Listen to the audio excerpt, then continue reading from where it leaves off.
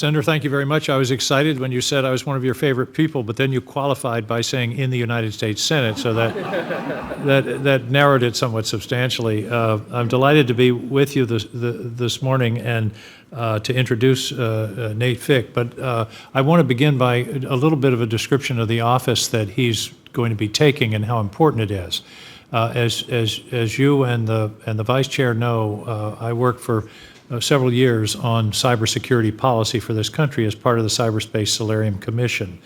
One of our principal recommendations was the creation of an office or a bureau in the State Department to deal with international issues relating to cyber. And they can be anything from coordinating international response to a cyber attack, to establishing norms and standards in cyberspace, a kind of Geneva Convention of cyber, and also participating in international panels that set standards for the internet that frankly this country has not been as active in as we should be. This recommendation has been turned into something called the Cyber Diplomacy Act, which has passed the House and is going to be considered in the near future by this committee. I commend it to you as an urgent piece of legislation. What it does is codify the concept of an office within the office of the State Department to confront and deal with these issues. The idea is we want someone who gets up every morning thinking about the international ramifications of cyber, and that's what this office will do. Now, Mr. Fick has been appointed to head a bureau of cyber policy in the State Department, but this is a creation of the administration. I commend the administration for taking the initiative to create this office within the State Department, but I believe we also need legislation to codify the existence of the office so it's not something that may come and go with the whim of a particular administration. So you're going to be seeing the Cyber Diplomacy Act. I believe it was scheduled originally for today. It's been postponed because of the NATO activity this afternoon. But I hope that you will give prompt consideration to that bill.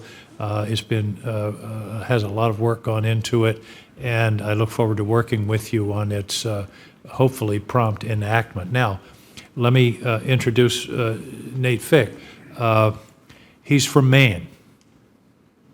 Oh, sorry.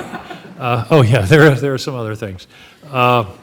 Actually, if you took a blank sheet of paper and tried to design a person to fit this new position, you would have come up with someone of Nate Fick's extraordinary qualifications and background.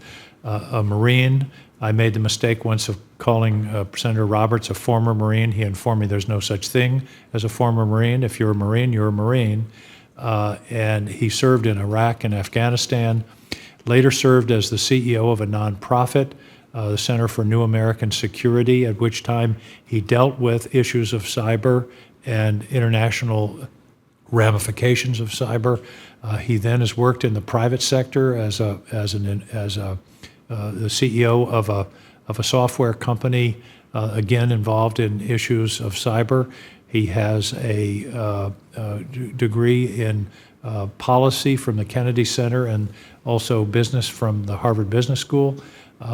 Immensely well qualified, very thoughtful, engaged in this issue, and I think, as I said, I cannot imagine a better candidate to fulfill this position, and the fact that he's from the state of Maine is simply gravy.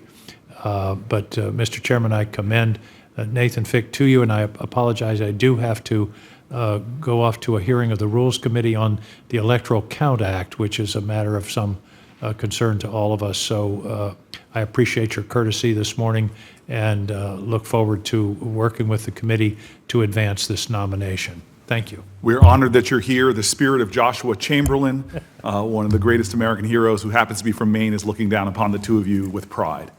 I now want to move